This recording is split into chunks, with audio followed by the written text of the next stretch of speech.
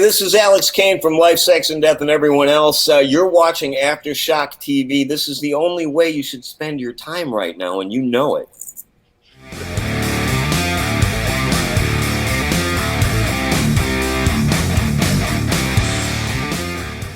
All right, so next thing we got up here, Chris. I figured you'd like that visual, wouldn't you? What a photo.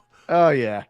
So Pentagram, all right, the doom metal progenitors, man. Pentagram are back with a new album. They're doing some live dates right now. You know much about Pentagram at all, Chris? I loved them back in the day, and I mean, I am definitely a fan of them. Back in that day when it was like them and Cathedral, and you know, I was all in on them, but. I've kind of drifted away because of this dude on the screen. Yeah. Well, for those that don't know exactly, right? This is a band, late 60s started. There was known that Gene Simmons had, they did, I think, a rehearsal, some sort of thing for Gene Simmons, who was interested in signing them back in this, in the day. And the story goes, this guy here, Bobby Liebling, who's the lead singer, just pulled some, typical rock star bullshit where they just went, boop, we're done. And then Pentagram was done. Pretty much. I mean, like I said, even that old stuff, man, real good stuff. But this is a guy, now he's gotten, of course, he's now your quote unquote legendary vocalist, right? Yeah. So this Does that word just mean I've stayed around a long time? I think you're right. I really think that's what that is a lot of ways is, they've been around and hey, reformed. He's legendary. If he's doing it 30 years later, he's got to be legendary, right? Because I mean, how many people can name 2 Pentagram songs? Well, again, exactly. Thank you. Now, how legendary can you be? Exactly. Well, I mean, he is, I would say, more legendary than Casey Chaos, right?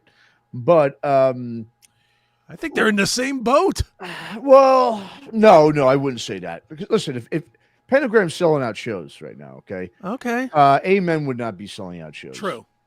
So we'll just, I guess, leave it at that. But so Bobby Liebling, this guy right here, the bug-eyed, lunatic here, Bobby Liebling. Now, of course, Bobby was he started to come on the radar for a lot of people that didn't know him when he put out on that documentary was put out. I think it was 2010, Last Days Here. Where basically, they kind of document his, this is a guy who, yes, talented singer, man. I will say he's got a good voice. He's a good front man.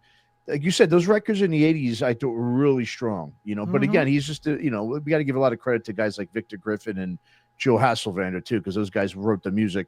Sure. But a guy really more known about his drug addiction than anything. Yeah. Right. I mean, this is a guy that's infamous for, the documentary shows it all. If you haven't seen the documentary, just see it. He's a guy who lived in his basement with his parents for his whole life, addicted to heroin and crack for a few years. He's known for, back in the 80s, even when they were doing pretty well and had some good albums. He's that kind of guy. He was like the, like what's his face? Like a Wes Scantlin. Okay, you almost go to a Pentagram show and going, is he actually going to show up and sing and finish the show? And you want to be one of those guys that were there to see him do that. To see it blow up. Blow up, exactly. So, a very interesting doc that people should check out if you haven't. But so they're back with a new album. They got a bunch of dates, as I said, right? They just played here in Oakland last week. And he's got a great, band behind him this time around, too. He's got Tony Reed from Mostrainer. We love Tony Reed, obviously. Love Tony. He's on guitar. He's got Henry Vasquez, the drummer, who's in St. Vitus. He's in Legions of Doom. He's been in a bunch of bands. Great drummer. And anyway, so he's got a great backing band with him this time around. And I think he's like 71 now or something. He's in the 70s, Bobby. Right. So, so he's back. Everyone's all happy. He's doing well. Now, my thing is, look, I mean, and this has been my bone to pick with Pentagram and Bobby Liebling. The bottom line is this guy's a piece of shit. I mean, there's really nowhere else to put it. All right. This is a guy. Now, if you've been following him, you know that. I mean, like I said, he puts out an album every, 7-8 years or something, right? He does it when he goes, when he hadn't been drugged out, maybe was clean for a little bit, he'd do it and then he'd be right back doing his shit. But this guy, though, all right. And this is the question. My thing is like, this guy's gotten a pass for his past transgressions, more so than I don't know than anyone else that I can think of. This guy got arrested, all right? It was about 2017, 18. He got arrested. Basically, the word is basically for, I don't know if he was hit or he pushed his mom down the stairs. His his mom was like 87 or 88 years old when he did it. I mean, and he wound up going away. This guy's always getting arrested for something. I mean, the guy's a piece of shit, dude. Yeah. I mean, yeah. So here it is. He was arrested April 10th in 2018 or 17 for first degree assault. So that's with intent. With one count of physical abuse of a vulnerable adult, 2 counts of abuse against a vulnerable adult who is also a family member, and which was found out it was his mother. And how old must his mother have been? She was in her late 80s, dude. Yeah, I mean, Jesus. Late 80s, and you're beating her ass. Major scumbag. Even his one of his old bandmates, I think his name was like Gary Isom. I mean, I was glad he came out and just said, "What do you guys think about high-profile celebrities committing acts of domestic violence and getting away with it because there's a lot of money at stake and their careers could possibly somewhat be ruined because of it? Should they be treated differently? Should acts of domestic violence be swept under the rug like it never happened, further enabling the aggressor, or should they be exposed and properly dealt with to the fullest extent of the law?" Well, obviously, this has been all swept under the rug, because why would anybody go fucking pay and support this guy in his music, seeing him live, all this shit? Yeah. When this guy, I mean, literally got arrested for fucking attacking, for physical abuse, his own mother. Now, my thing is, if you're like, well, wow, just go watch the documentary on it, because you'll see his mother. And like his ex-bandmate said, his mother is a sweet woman. Like, he knows her well. Even if she's a wicked cunt, you're still not beating an 80-year-old woman.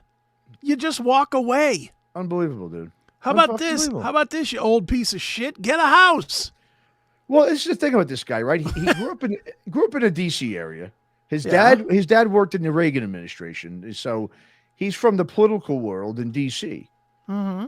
I mean, does this have something? But bottom, it's just he's like only child guy. Like I said, he's lived with his parents his whole life. I mean, people just got to check out that documentary. It'll tell you everything about the guy. Because when I watched that thing years ago, the two things I came to, there was the guy who did the film himself. Right, he was a fan of the band that was obsessed with Pentagram. He was from Baltimore or something, and he just basically followed this guy. He bailed him out of jail in the documentary. I mean, all this shit. My whole thing was like, dude, what are you doing? Like, why are you doing it for this guy who's a piece of shit? Yeah. Then at the end of the movie, he, I think, like winds up hooking up with like a 21-year-old chick. He was like in his 60s, and gets her pregnant. And they get married. It's a fucking crazy doc, man. I mean, people should really check it out. But my point of bringing this up is, how does a guy like this get a pass when so many other guys do? They might say something political or against vaccinations. They get canceled beyond belief. Sure. And yet this guy beats up his fucking mom in her late 80s, goes to jail for a while for it, and comes right back out. It's like nothing happened. And all these musicians will line up to play with him and shit. I'm sorry, man. Again, I'm not saying we all know metal's not a very morale type of fucking thing, right? I mean, obviously ethical and morality. Yeah, there's no morality. No morality at all in it. But then again, we've seen though that these metal people on their high horse when it came to like all this shit over the last fucking what? 5 since years. since COVID. And nothing, and those guys get canceled, a lot of people, because they are against something. This guy beats the shit out of his 80-something-year-old mom. No big deal. Come on out, Bobby. Let's go support you. I don't get it, dude. I don't get it. I don't get it. I mean, but in a way, I do get it. It's the same as in any form of famousness. Singers get away with this kind of shit. Vince Neil can fucking drunk drive and murder a family, or not murder them, but leave them handicapped forever. And what did he get? 20 days in jail? I mean, we look past it when they're famous. Look at all these fucking ghouls in Hollywood. How many of these guys are we now finding out were fucking 13-year-olds? I know, man. And it's just like, I know Tom Hanks may have been fucking a 13-year-old allegedly, but But that movie Philadelphia was great, so I'm good with him. It's amazing. That's dude. how people look at this stuff. I know, it's amazing how certain people really get the pass, though.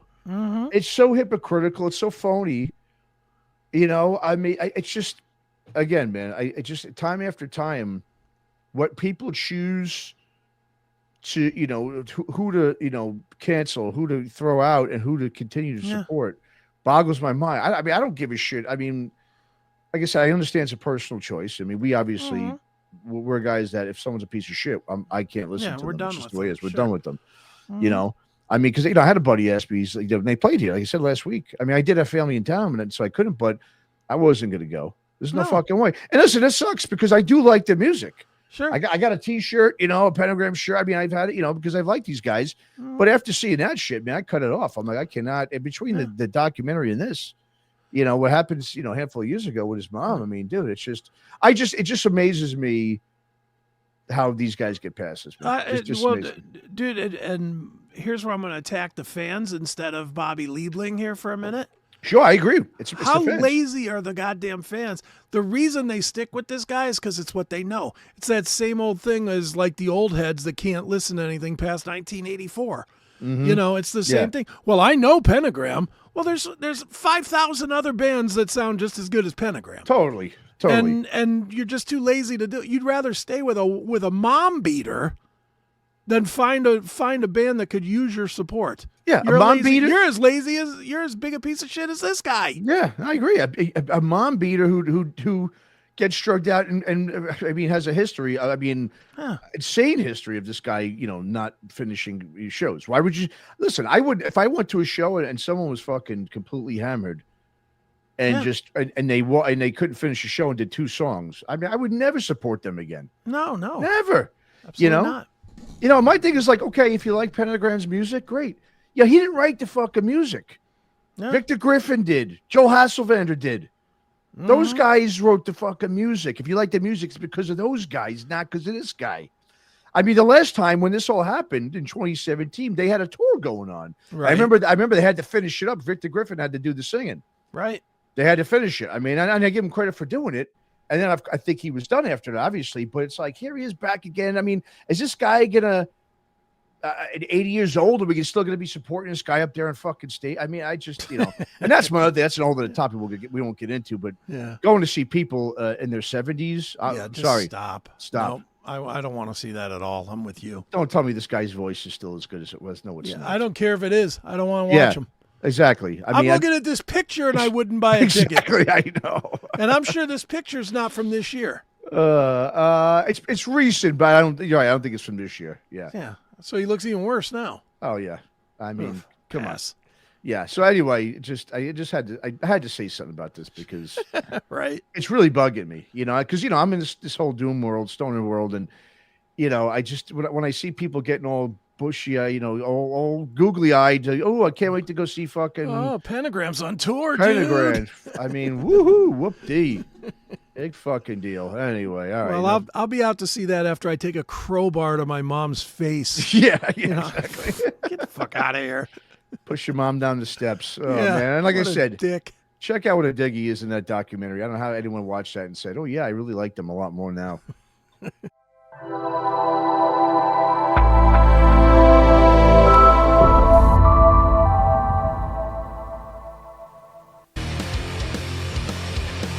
I had an interest in music always.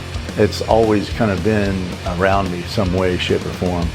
5 minutes sitting on a drum set, man, change your life. This is the same black guitar that Marty McFly plays in Back to the Future. I love the feeling I get in front of the freaking full stack here, just the vibration, there's something to it. I'm lucky because I do have a little bit of a tap into the Fu Manchu lore, into the Nebula lore. In order to keep things going, you kind of have to like start playing the game a little bit, like the business game. Everybody has to get through a day-to-day, and how do you exist and how do you get by? As far as getting people to commit to bands, it's tough to keep a lot together these days, for sure. Still sleeping on people's floor, that's still a reality. Probably also playing with some of the best people I've ever played with. the creative juices don't stop. It just keeps going. For me, it's just finding a balance of how much time I'm spending with my family versus how much time I'm spending working. It's this validation that what you're doing actually has merit. Obviously, we're a little long in the tooth, and we've been doing this for a minute, and now we can kind of do what we want. We don't need a record company. I'll do it myself. I'll do it the way I want to. Just always be cool. Just be respectful. Those are your people. They're connecting to you on some level, even if they don't look like you. It's got to happen, you know, or else I'll go crazy. Go crazy one way or another, you know. I might as well, you know, not go crazy if I can play music. Maybe one day I'll have a Porsche, but you know, until that day, I'll drive a Chevy. There you go. All right.